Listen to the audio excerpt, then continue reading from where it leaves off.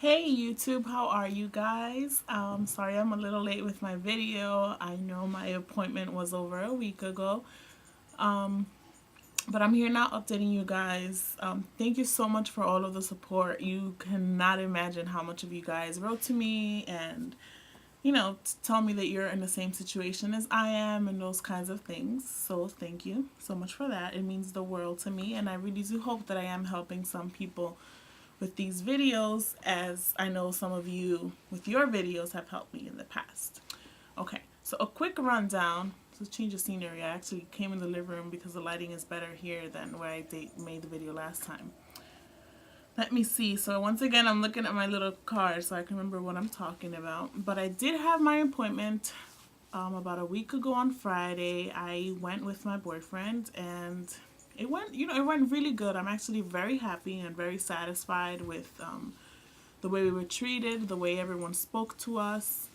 It's a really good fertility clinic. They've been around for a very long time, and the good thing for me is that they were able to put us on a sliding fee based on our incomes, because I work part-time. I'm a full-time student, and I'm actually in graduate school. I graduated in May finally, but yes, I'm actually part-time, and it's been a little rough trying to handle the medical bills and everything with PCOS, so I'm very glad that I found this fertility clinic. They put us on a sliding fee. They're extremely professional, and it was nothing but a good experience. So let me tell you a little bit about it for those of you who have never experienced going to a fertility clinic.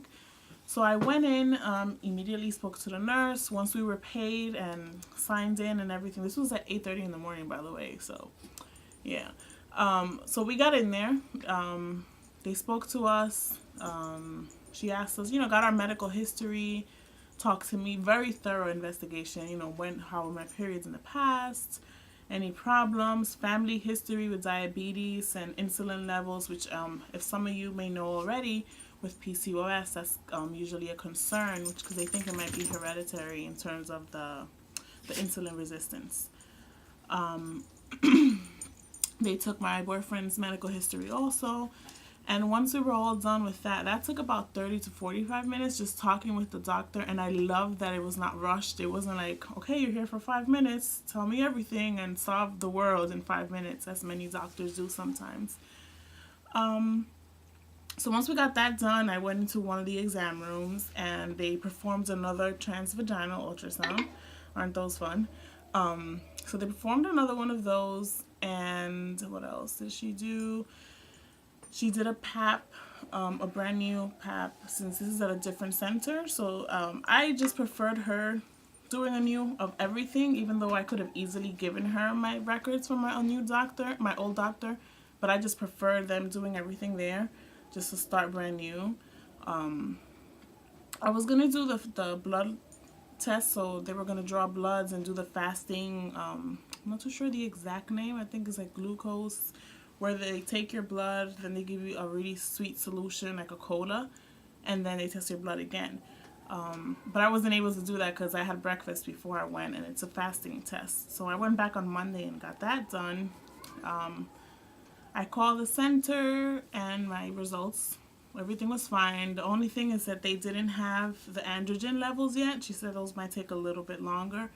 But with the fasting, it basically said I'm within normal range, but I was at the higher level of the normal. So she said it shows a little bit of insulin resistance, but she's waiting for the androgen levels to compare those exams and see what we're going to be working with. Actually, the day that I had the appointment, the day before my period came. So that was a good thing, but at the same time, not so good, because when they did the transvaginal, I was on my period and it was extremely uncomfortable. And she said not to worry, that they're used to doing that. So we did that. Let me see what else I want to tell you. I feel like I'm all over the place.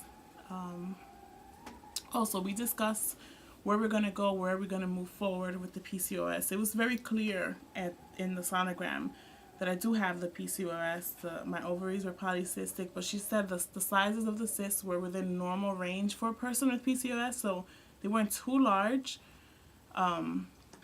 She said she wanted to start me on Clomid, And depending on how my fasting, the results from my fasting, she would think about the metformin, because she didn't want to give me any medication that I didn't need, which I'm happy for, because I've been hearing some of your videos as to like how some people react to the metformin, and I'm a little bit scared, mostly because at this point in my life I have no time to take off from work or whatever, and I know that I'm very sensitive, so I'll have one headache and I'm like, oh, I'm down, and so I can't imagine having some of the effects of the metformin.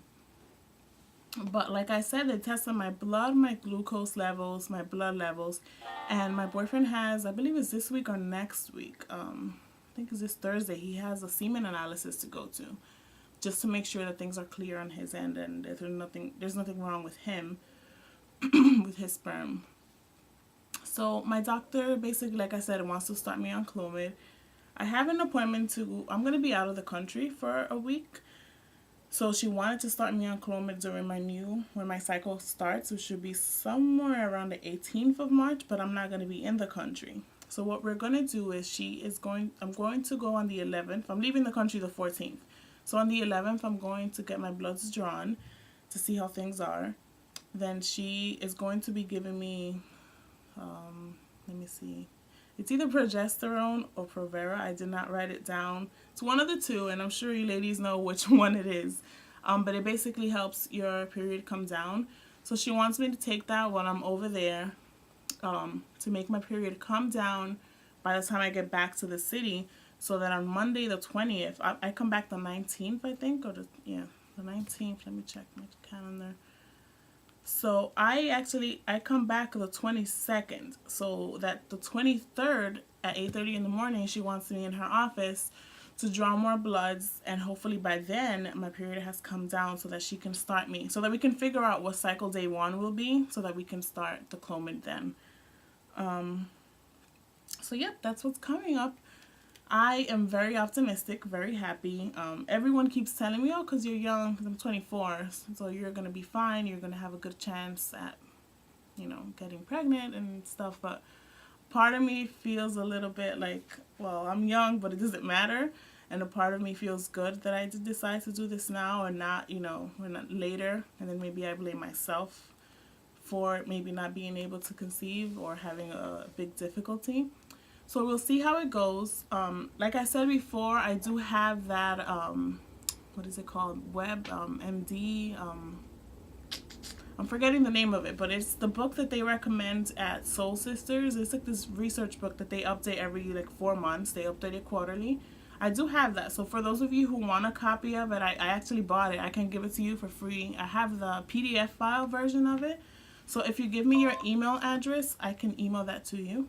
And so just send me a message here on YouTube with your email, and I'll gladly email that to you. Okay, well, I will make another video probably in a couple more weeks to let you know how things went on the 11th, and I will talk to you soon. All right, thanks. Bye.